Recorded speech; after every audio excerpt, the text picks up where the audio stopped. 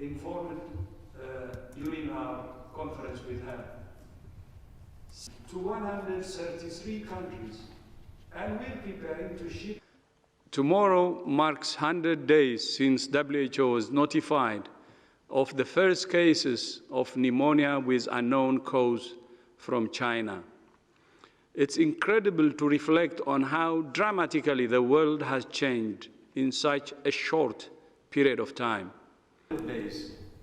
And what we will be doing in the near future to alleviate suffering.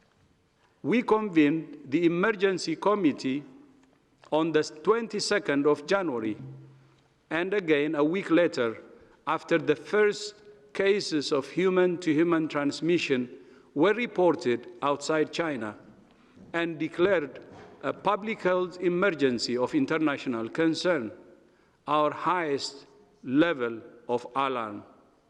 At the time, there were 98 cases outside China and no deaths. The same day, we convened our strategic and technical advisory group, a comprehensive package of guidance to countries on how to detect.